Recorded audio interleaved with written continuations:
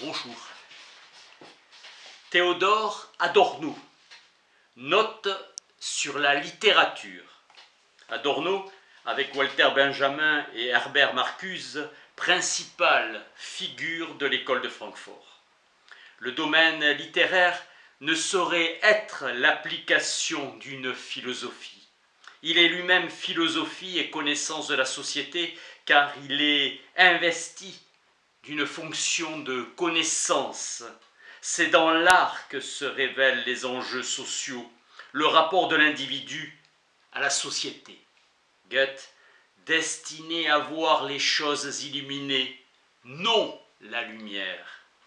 Comprendre et éplucher ce que l'auteur a voulu dire. Les émotions de l'auteur s'effacent dans le contenu objectif qu'elles saisissent. Le mauvais essai raconte des personnages au lieu d'ouvrir l'accès à la chose. L'essai réalise la mise en doute de son droit absolu. Il tient compte de la non-identité de la conscience. Mettre l'accent sur le partiel face à la totalité. Montaigne a ressenti quelque chose de semblable lorsqu'il a donné à ses écrits la dénomination étonnamment belle et adéquate d'essai. L'essayiste rejette ses propres espoirs orgueilleux. L'essai remet en cause le mépris envers ce qui est produit historiquement comme objet de la théorie, abolissant le concept traditionnel de méthode. L'essai est la forme de la catégorie critique de l'idéologie. Le roman traditionnel s'incarne de la façon la plus authentique chez Flaubert, technique de l'illusion. Le narrateur soulève un rideau, le lecteur doit prendre part à l'accomplissement de l'action comme s'il était présent physiquement. Le moi qui s'exprime dans la poésie lyrique s'oppose au collectif, à l'objectivité. Il y a de tout lyrisme individuel, un courant souterrain collectif. Le classicisme allemand a entrepris au nom de l'idée d'humanité d'enlever l'émotion subjective à la contingence. La théorie du surréalisme, établie dans les manifestes de André Breton, met en relation avec le rêve, l'inconscient, avec les archétypes jungiens. Le moment subjectif est dans l'acte du montage. Valéry veut dire par homme total l'homme non divisé, celui dont les réactions et les facultés ne sont pas coupées les unes aux autres, ni aliénées selon le schéma de la division sociale du travail. Valéry, esthète décrié, il faut lui reconnaître une compréhension plus profonde de l'essence sociale de l'art. Il dit que l'homme vraiment fort est celui qui sent le mieux que rien n'est donné, qu'il faut tout construire. La forme est une décision motivée, conception de Valéry qui s'élève contre l'idée de génie enracinée dans l'esthétique allemande depuis Kant et Schelling. L'art dépasse l'art même et s'accomplit dans la vraie vie des hommes. Balzac incarnait les forces de production de la bourgeoisie à la veille de l'apogée du capitalisme. Balzac sait bien que la connaissance va plus loin que la simple motivation par le profit.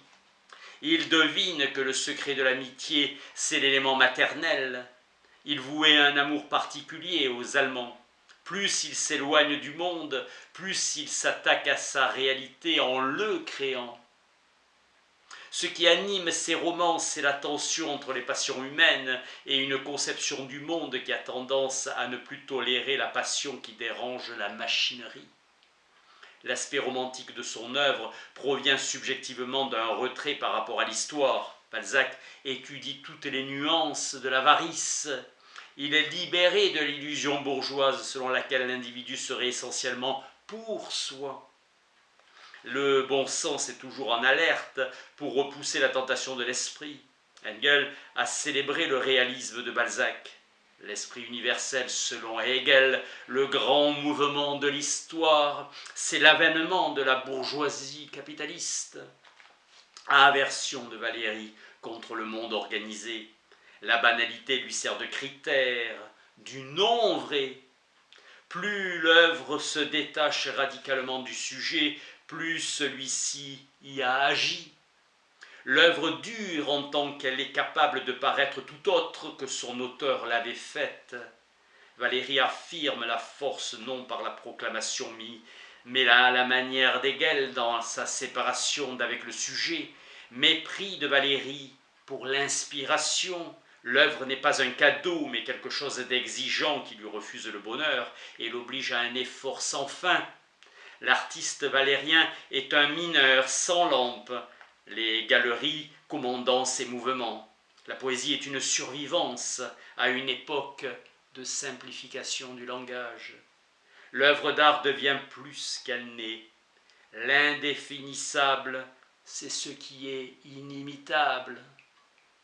Valérie voit la pensée souillée par un calcul marchand.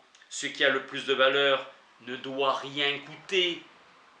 L'œuvre de Proust se reflète elle-même comme une galerie des glaces. Le snob démontre que l'amour est détourné de l'immédiateté de la personne vers les relations sociales. L'antithèse du snob est le proxénète, son métier étant en rapport étroit entre le sexe et le profit. Le proxénète socialise le sexe, le snob sexualise la société.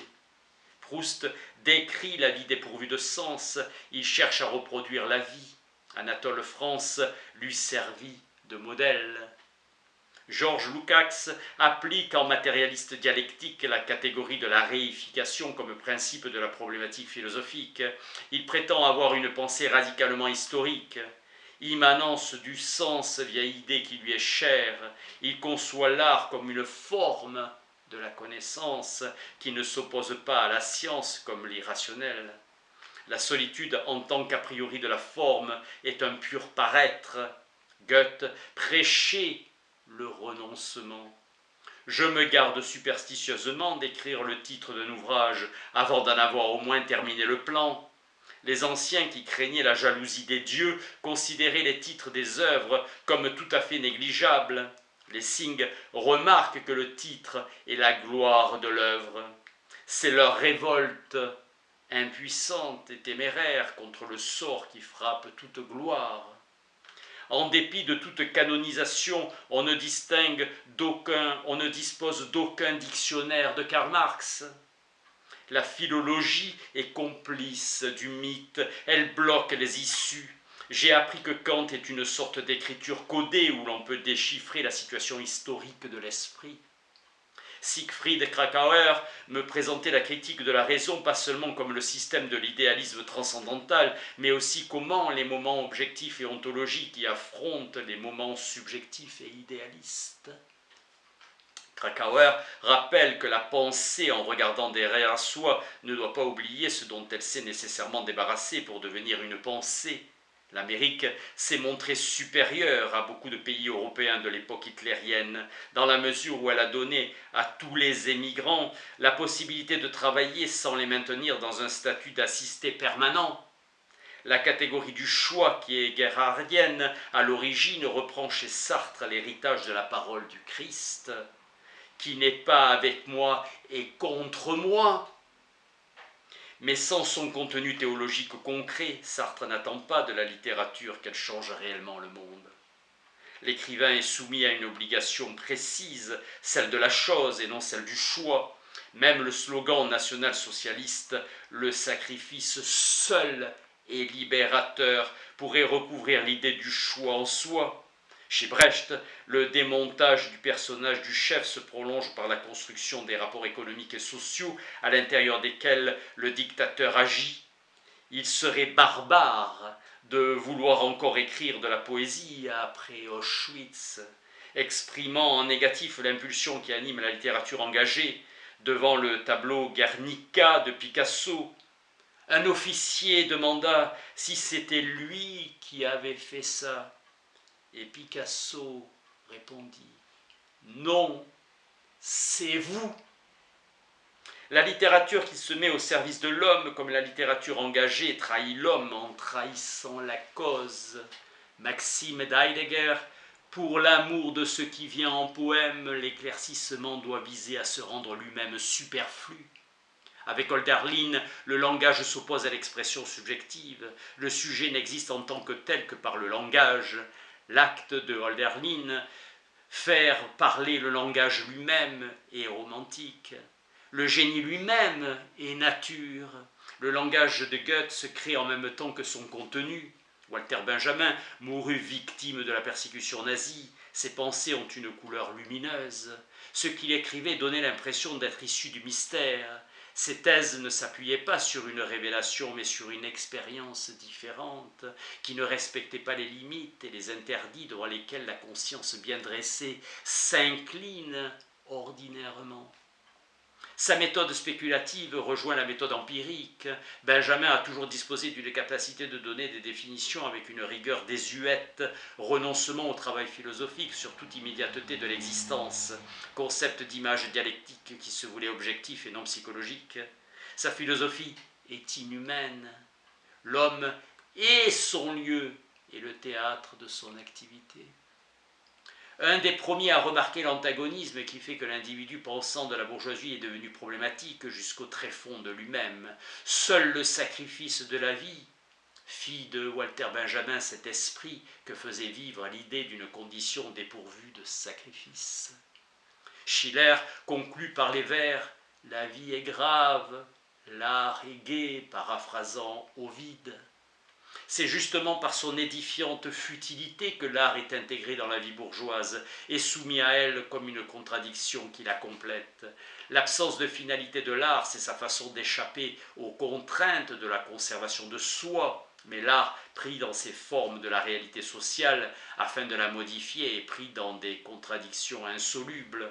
L'art oscille entre gravité et gaieté, échappant à la réalité mais étant malgré tout imprégné d'elle. L'art n'existe que par cette tension.